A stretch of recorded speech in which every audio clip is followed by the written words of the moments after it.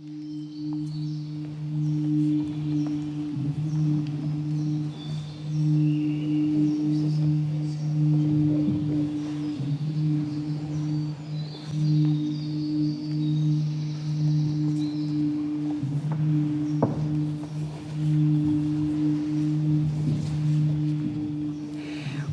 we talk about polarities, we're talking about the polarities between the sky and the earth, between mother and father, between the right side and the left side, between the upper body and the lower body, between rock and water, between up and down.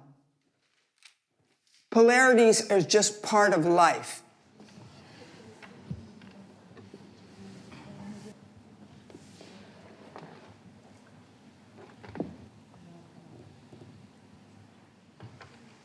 Let me just give you an example of the polarity. Would you put your arms out to the side, and you're going to lift your arms no more than 1/2 inch off the ground and hold them.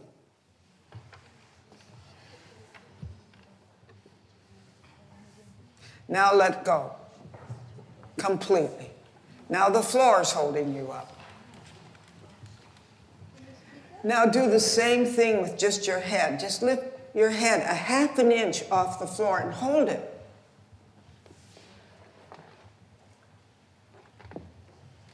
And then let go. Did you notice the contractions taking place in your abdominal muscles? Now just lift your right leg 1 inch off the floor. Hold it. And now let go. Now lift the other leg 1 inch off the floor. And then let go. Now here's a big one. You're going to lift your arms, your head, and your legs 1 inch off the floor at the same time. Hold it as long as you can, and then let go.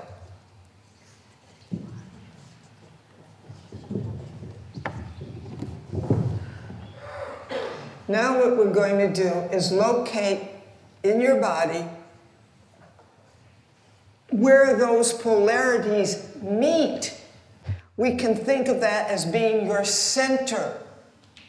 Imagine a diagonal line from the navel through the pelvis into the base of the sacrum. Now place a red spot right in the center of that diagonal line.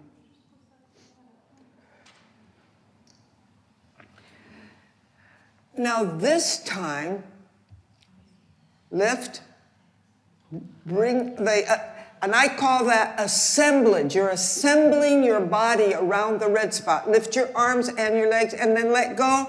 And imagine you've just dropped a pebble in a lake and everything begins to radiate in circles, out, out, out, out, out, until it expands to the ends of your body. Now, do this movement next. Embrace the center. You're just going to roll into that center. Go until you turn into an embryo. You see, you started out in the beginning of your life wrapped around your center. But I did this to begin with in order to create a connection to the floor so that you could feel the weight of the body being held up by the floor and to experience the polarity of contraction, of holding on and letting go. I have to contract to move my hand like this, but if I want to move it again, I have to release. So that's basic in the muscular structure, where you have complete support of the floor and a person moving. And now you start to sit up. Now you're beginning to bring in a whole new element, which is gravity. because you can't sit up and be totally relaxed. You'll fall back down.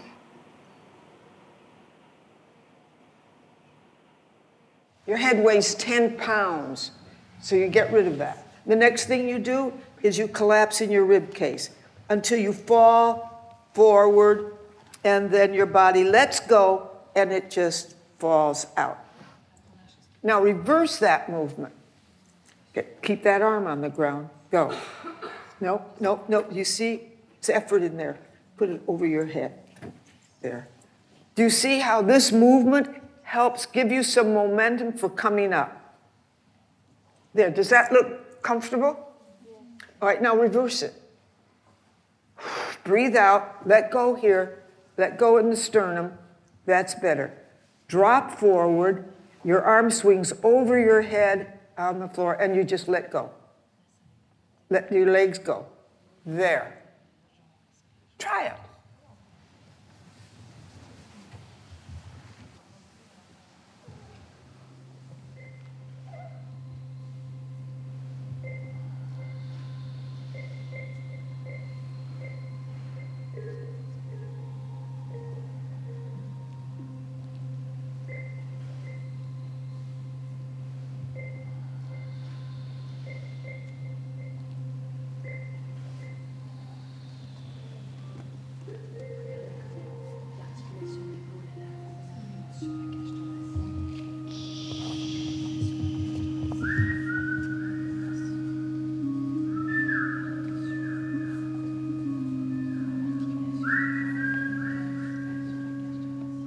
I don't have to do anything. I'm just letting my partner totally provide me with an experience. And it's learning about movement. Movement goes from joint to joint. It's very specific. Or if I want to move you in a bigger movement, I'll go up to this joint, to here. I won't grab you this way. Mm-hmm. I'll move you from the joint so you're understanding how your body works.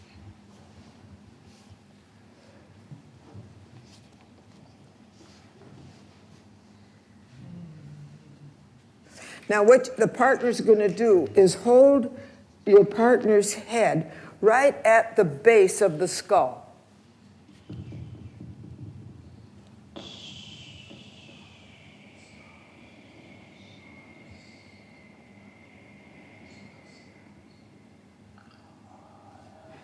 And experiment with the elbow joint, how the movement in the elbows will affect the shape of the hand.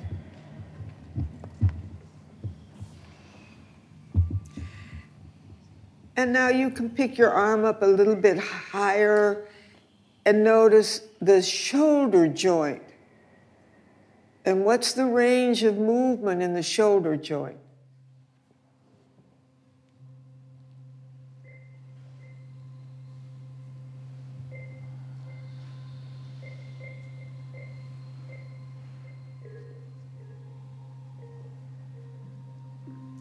Notice how the range in your shoulder joint affects the rib cage.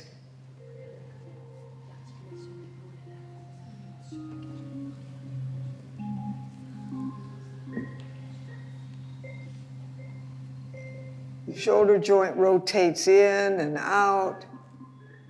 It goes up and down.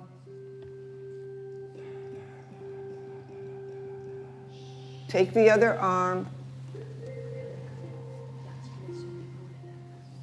And with one hand, hold on to the wrist, and with the other hand, hold on to the elbow.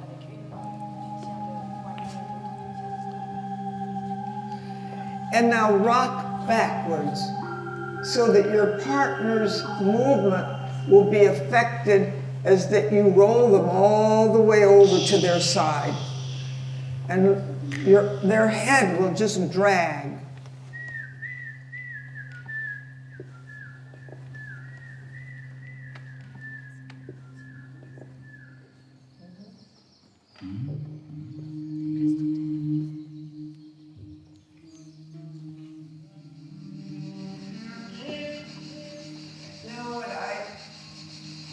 like you to do is to place the arms and the head and the legs in a position as if you were creating a sculpture. Some position that perhaps your partner would never dream of. You're a sculptor now.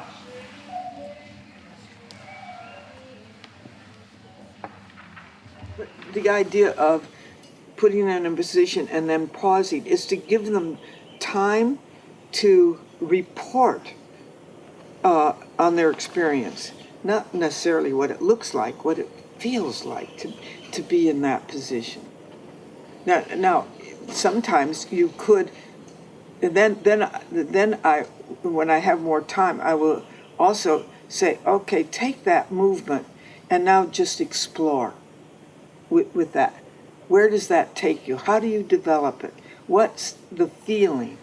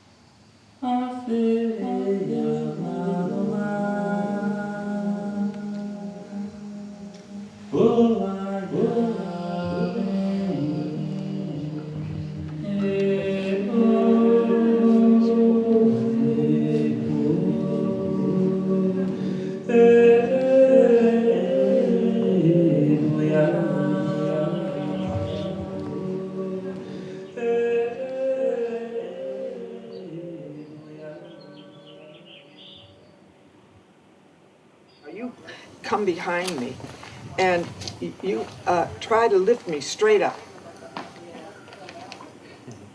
Now I'm 91 years old and you can't lift me. Now isn't that funny? You're trying to lift a 91-year-old lady and you can't get her up off the floor? What's happening here? See, I'm very connected to my body, obviously.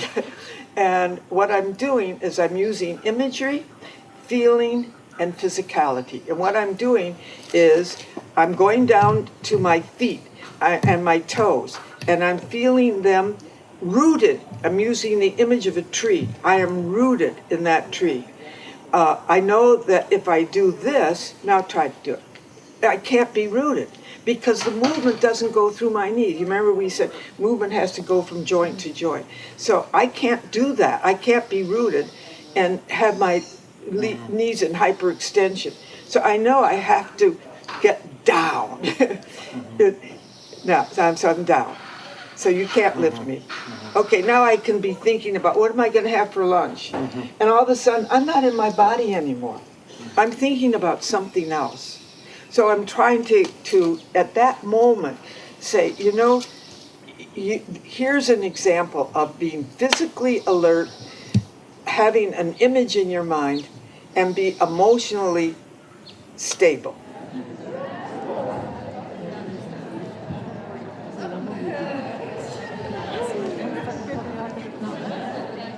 That was a preparation for starting to move through space. Now I have to feel the floor with my toes, with my whole foot, which is why we're barefoot.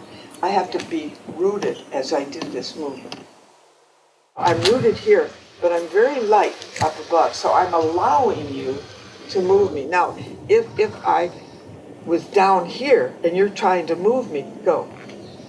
You see, I'm not going to go. So I have to have this combination of the two polarities. I have to be very rooted, but up above, I'm very passive. I'm allowing you to move me. Isn't that interesting?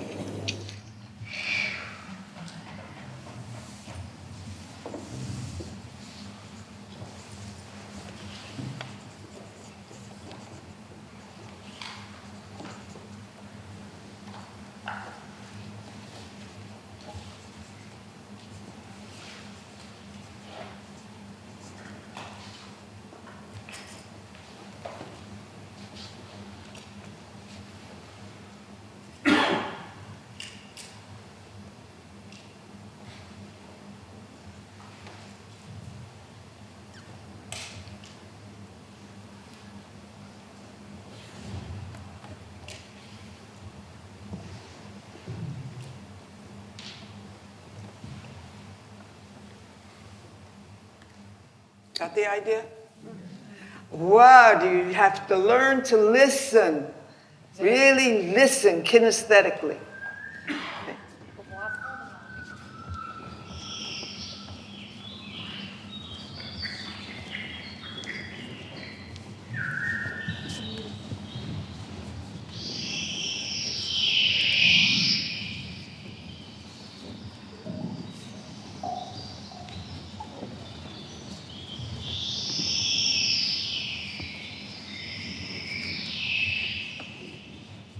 You can also lead person with one hand instead of two, so you're making it even more challenging. You can even stop and then move them from another place, and then move them from here, another place, here. See how complex it can get? You're experiencing movements in different time, different form, and suddenly your body is doing all these things it's never done before. So it's a way to, again, develop skills and kinesthetic awareness and movement range. But what happens if you're both active at the same time? And it isn't determined ahead of time who's going to be active and who's going to be passive, and whether you're both going to be active at the same time or both passive at the same time. So a new score.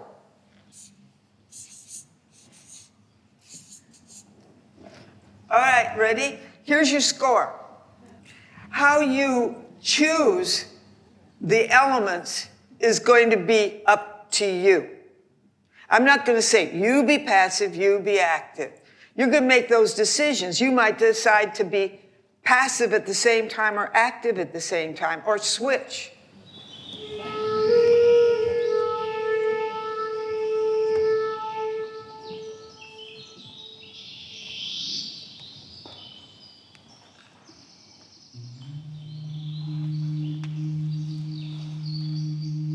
That's beautiful blending. Now, out of the blending, you can change to any one of the other elements.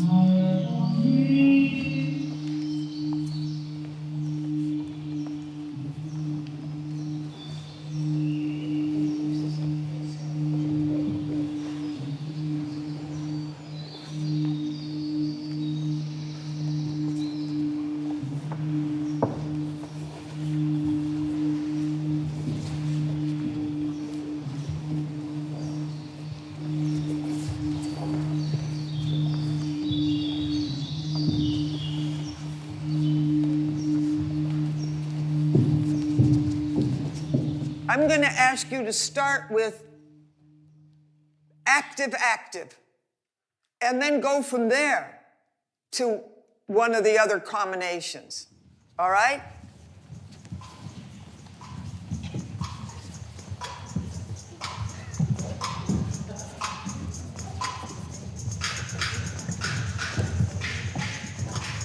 All right, hold it.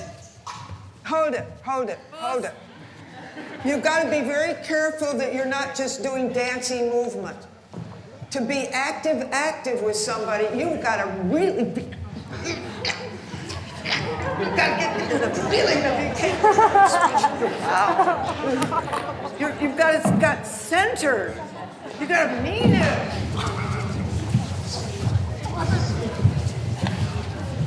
Let's hear it. Let's hear the sound that goes with that.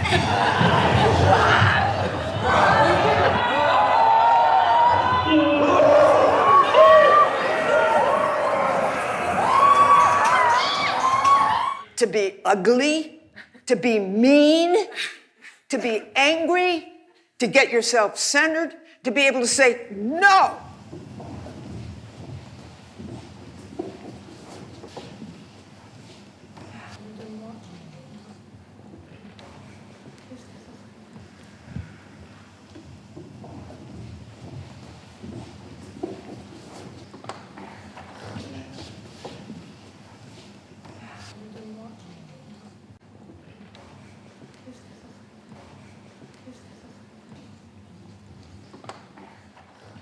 Here are questions to ask. Think of your primary relationship in your life. A husband, a wife, a sister, an employee. an employer. And ask yourself these questions. What do you want that you don't get? What do you get that you don't want? What do you want more of? What do you want less of?